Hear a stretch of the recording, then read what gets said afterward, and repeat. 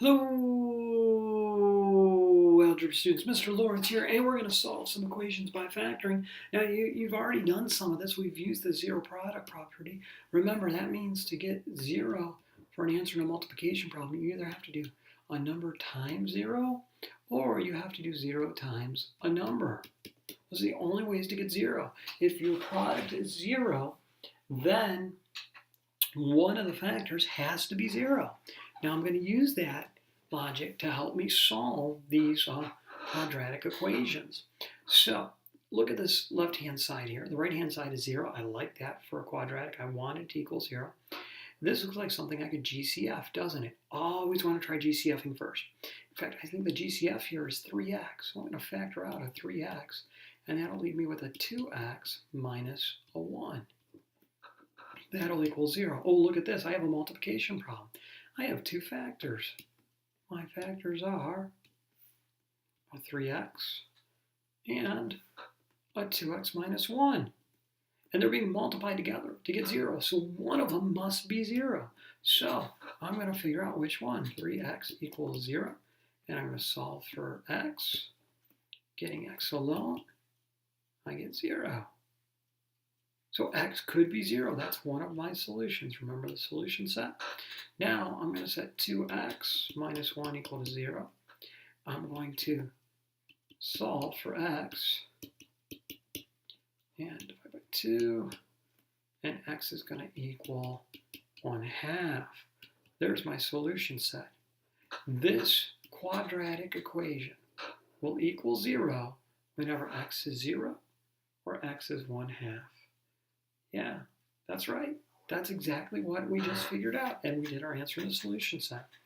Now, number 2, I don't like as much because it doesn't equal 0. Let's make it equal 0. Let's take 12 away from both sides. And so I'll get x squared minus x minus 12 equals 0. Hey, this looks like one of the factoring problems we've been doing. Let's get the factors of 1 and 12. Which would be 12. I need two factors of 12. That subtract to get negative 1. Hey, what about a 3 minus a 4? So I'm going to rewrite this as x squared plus 3x minus 4x minus 12, and that'll equal 0. Well, now I'm going to do a little grouping. Got to do my grouping for today. Getting good at this grouping stuff. All right, I'm going to factor out an x and have x plus 3 left. The second quantity, I'm going to factor out a negative 4. Get an x plus 3, and it'll equal 0. By the way, those of you who are kind of like cutting corners and like not doing all your work, this is where it's really going to start to hurt you. So you may want to start showing all your work and paying more attention and doing all the video quizzes because I got to warn you, these aren't very difficult, but if you're not preparing, they're going to be impossible, and you'll end up failing quizzes and tests and things like that. All right, I've got a GCF here of a quantity x plus 3, so I'm going to pull it out. When I do, I'm left with an x right there and a minus 4. Oh my goodness, look at this. I have two factors. I have an x plus 3 and have a x minus 4. And they're being multiplied together, and they equal 0. So one of them must be 0. Let's find out when the yellow one is 0. And so x plus 3 equals 0. Oh, silly Mr. Lawrence, I have to subtract 3 from both sides. Let me start that again. Oh no, I ruined my 4 down there. That's okay. So I've got x plus 3 equals 0. I'm going to subtract 3, and x equals negative 3. Then I'll have x minus 4 equals 0. I'll add 4 to both sides, and we'll get x equals 4. My solution set will be negative 3 and 4. So the original problem was this. It will equal 0 whenever x is negative 3 or x is negative or positive 4. X is negative 3 or x is positive 4, and I should have done a bracket on the end of that. A brace, I'm sorry. Getting a little tired here. I'll have to stop for the night, I think, after this video. All right, problem number 3.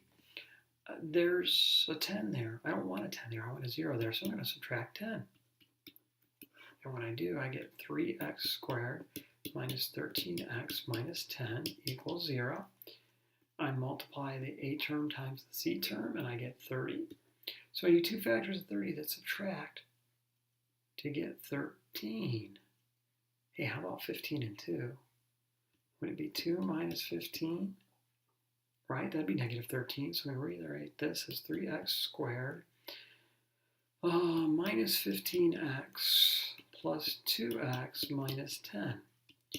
Do you know why I chose to write the 15x first?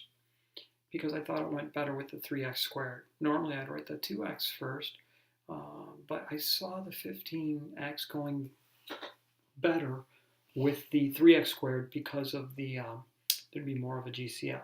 Wouldn't be wrong to do it the other way. It's just what I saw. All right, gotta do my grouping. Don't want to grab the sign. Don't forget to grab the sign. There we go. Okay, so I'm going to do my grouping, and it looks like there's a 3x. That's a GCF in the first quantity. I'll have x minus 5. And then there's a 2 in the second quantity. And that'll be an x minus 5. And did you hear me repeat myself? That's a good thing.